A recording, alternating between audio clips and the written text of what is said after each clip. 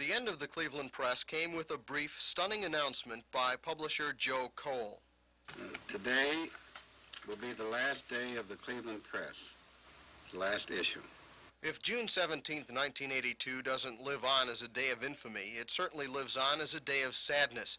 On that day, the huge presses put out the final edition of a newspaper that had been part of Cleveland for 103 years. Clevelanders rushed to buy the last Cleveland Press, grabbing for the papers, trying to hold on to a piece of city history. The newsboys covered their routes for the last time, learning at a young age the harsh realities of life. And then there were others who lost their jobs, others who had toiled for most of their adult lives to make all of those last-minute deadlines, to give their last ounce of energy before that newspaper was put to bed day after day after day. One day you find out you have nothing left at all. 1 year later, the lawn surrounding the press building shows neglect, bare spots, and weeds. The property is now being used as a parking lot. The printing presses are being dismantled. The city room is now barren. No sounds of typewriters clacking away, just the oppressive feel of dampness, emptiness. Herb Cam, the former editor of the press, finds it difficult to take a look around the press building now. It's like visiting a mausoleum. A lot of sad memories. You look back and you think about the people who occupied desks in that godforsaken city room, and you can't help but wish that you could just wave a magic wand and make it all come back. Herb is now editorial director here at TV8, and just as the newspapers left in the storage bins are starting to fade, so are Herb's memories of his days at the press. But not all former Cleveland Press employees have landed squarely on their feet. John Redding, in fact, hasn't worked a day since the demise of the press. John was a district manager, a route man at the press. For a year, he's been living on unemployment checks and caring for his two sons while his wife is enrolled in a word processing course. Getting by has been a tough struggle. It's been unexplainable to my children. Hey, Daddy, why can't we go to Cedar Point this year? Hey, Daddy, why can't we go to Geauga Lake this year? Now there's talk that the press building will be torn down this fall to make way for an office and condominium complex. When the iron ball swings at that building, it is going to tear a hole in the hearts of a lot of people. Gary Stromberg, News Center 8.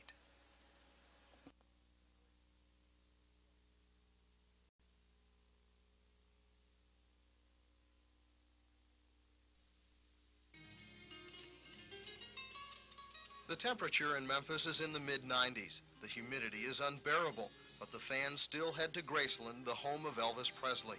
A ticket to visit the Presley estate costs $6. Each ticket is stamped with the time. Visitors may have to wait 3 or 4 hours before it's their turn to begin the tour. The hardship matters little to the fans.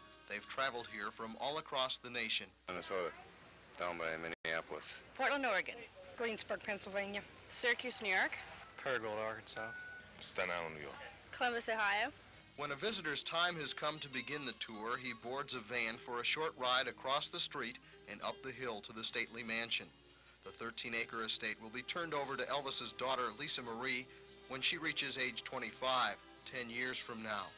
The costs of maintaining Graceland are high, so back in June of '82, it was decided to open the mansion to the public. The jungle room is the most unusual in the house. The exotic hand-carved furniture was purchased by Elvis at a Memphis store. Him and his father were shopping one day for furniture, and his father said anyone would be crazy to buy this furniture.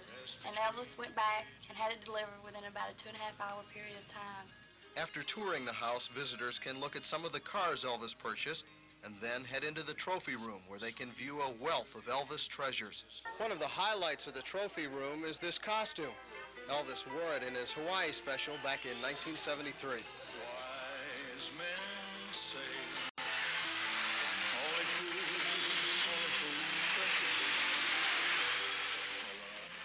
Memphis residents are not surprised by the continuing interest in Elvis.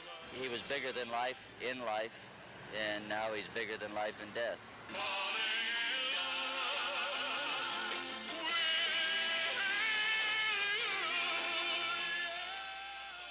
Gary Stromberg, News Center 8, Memphis.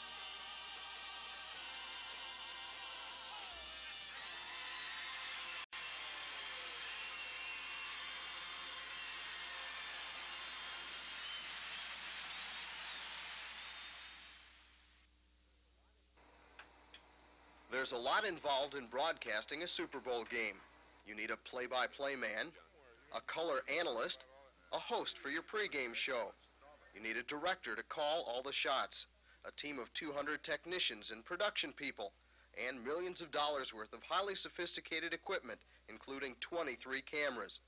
Even with all of the preparation, there is still a chance things could go wrong.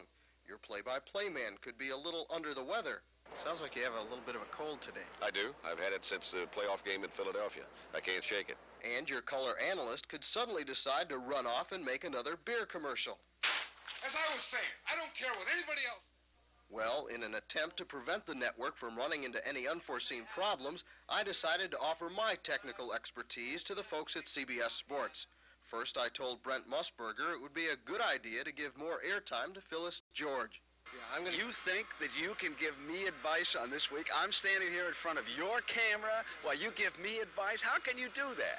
Then I made the rounds, offering more timely suggestions. Gary, you've been everywhere around the Silverdome. You've been at the trucks, you've been on the field, you've been making some great suggestions. We've got just the job for you at CBS Sports. Well, I guess they just don't appreciate good talent around here. Gary Stromberg, News Center 8, Pontiac, Michigan.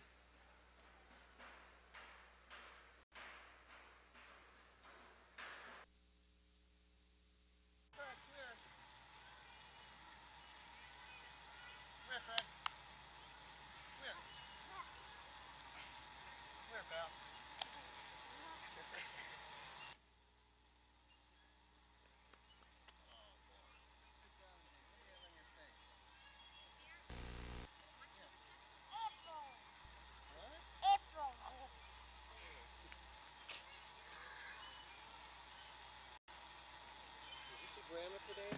Huh? Yeah? Grandpa. And Grandpa? Yeah. What songs do you like to sing? You like Bad Boys? You like Addicted to Love? What do you say when we hear that song? Monday. Monday? Manic Monday? Yeah. Can you say Gary? Gary. Yeah. What do you like to eat? Chicken. Cracker? No. No. You want to get down?